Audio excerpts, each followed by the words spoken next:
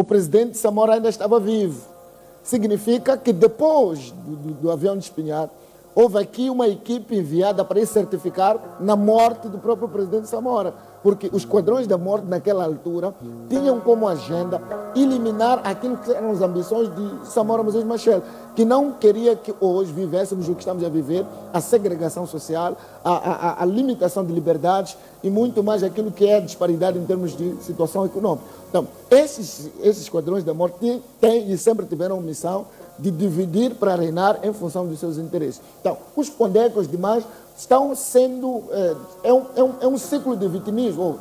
São vítimas de um sistema já criado desde 1960. Não é algo novo. As pessoas já que não se dão tempo de pesquisar, investigar as razões das sucessivas mortes políticas. Porque estamos aqui a falar de mortes de políticos que têm agenda de transformação política. Então, todos esses homens que estamos aqui e rolamos, o Sostaque tinha e trouxe a este modelo de governação que nós estamos a trazer, e ele disse que era possível fazer. O Amurang também estava aqui no seu trabalho diário, impondo uma governação efetiva e clara naquilo que são as agendas do Estado. E os outros analistas políticos, como Salma Coelho e os demais, Anastácio, Elvino Dias, estavam no seu exercício político. Nenhum dos tais aqui estava em serviço econômico, mas sim em serviço político. Está aqui claro que esta agenda, sim, realmente visa a eliminação de políticos com um pensamento diferente. Se realmente houvesse intenção de esclarecer estes crimes todos, desde a morte de Eduardo Mondlane até recentemente aos ataques do MC Trufafá, tem aqui um aspecto que eu podia dizer, ok, os outros são da oposição, não tem muita relevância. Por que até hoje a morte de Mondlane não está sendo esclarecida?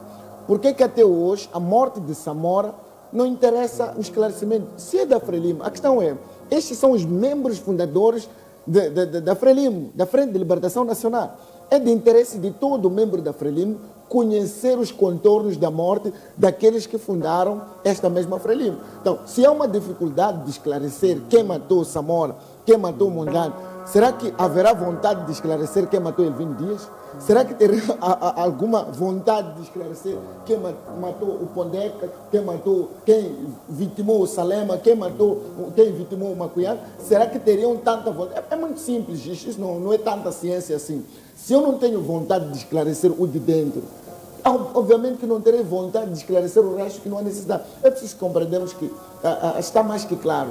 Os acadêmicos, quem estuda histórias de guerras, estuda histórias de revoluções, percebe que todo pensamento crítico é alvo de críticas e combates. E isto é visível até dentro do partido, até hoje. Olha só, e temos que dizer que a questão do dia que nós estamos aqui a tratar é que estamos diante de um partido que governa e controla todo o sistema político nacional. Nós estamos a falar de uma Renamo que tem guerrilhas, e se fôssemos a falar de uma Renamo que agora está em crise, estaríamos a dizer que aqueles membros que estão a queimar camisetas do Yusuf Momad também deviam estar a ser mortos pelos tais esquadrões da morte. Se esses esquadrões da morte operam a nível geral, estaríamos a dizer que aqueles que estão a queimar camisetas do Yusuf Momad, estão a contestar a pessoa do Yusuf Momad, sim, estariam a ser alvos realmente desses esquadrões da morte genericamente. Mas aqui não estamos a falar de forma genérica, estamos a falar de forma eficaz e objetiva. Estamos a dizer que este modo operante começou dentro de uma organização e foi se enraizando até os dias de hoje, e é um modo operante. E veja só, Vanille, a questão do partido Frelimo é uma questão óbvia, porque aqui estamos diante de vários movimentos que depois se unificaram e ficou as três frentes, que depois ficou a Frelimo, e tem este código de conduta do poder distribuído entre o centro, o norte e o sul.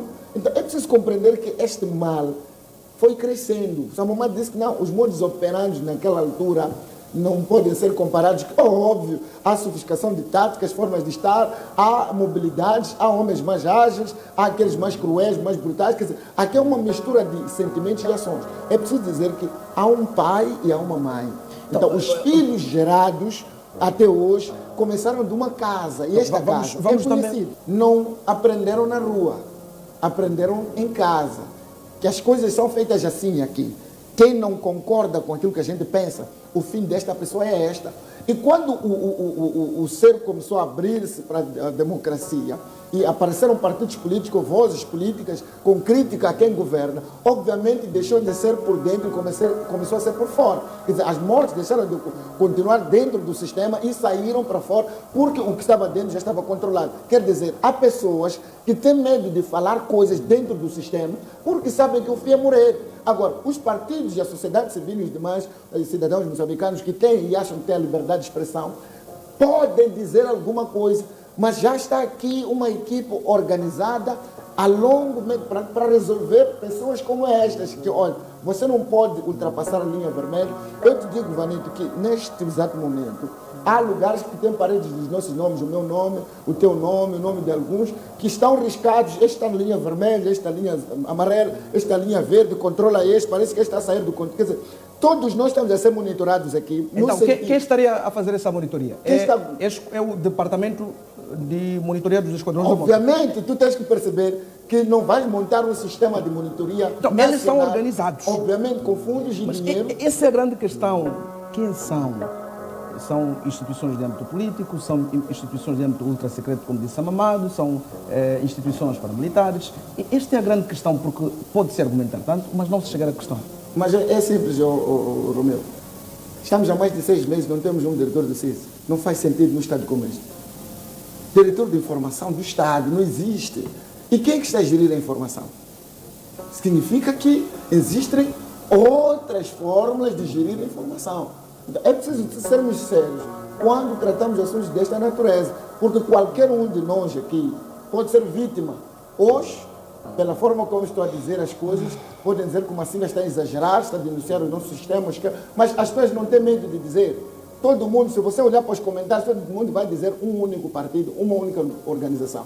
Por uma simples questão, se queremos clareza daquilo que nós precisamos responder aqui hoje, é só perguntar como é que estão os dossiês Samora e Mondlane. E se conseguirmos termos a resposta disto, obviamente vamos saber dizer quem é que vitimou Sistag, quem é que vitimou a moral. É simples, o código é simples. O código é Mondlane e Samora. Se conseguirmos dizer quem matou essas duas pessoas, o resto vai ser uma questão clara. O Estado sabe de tudo.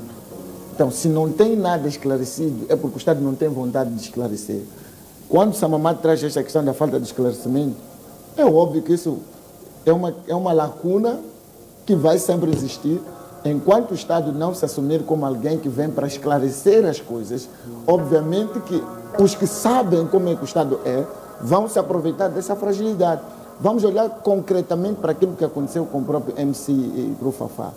Estamos diante de um momento político tenso e temos que desconfiar de todos, até daqueles que fazem parte do grupo do MC Trufafá. Devem ser de forma clara alegadas como também culpados disso. Porque o MC Trufafá esteve ou está numa organização política apoiando um candidato que tem as suas vicissitudes, as suas polêmicas de atentados, e já assistimos uma questão óbvia de que Guambe e Elvino Dias sofreram mortes porque estavam diante de um candidato que fala e diz que ele está sendo perseguido e que a qualquer momento pode ser morto.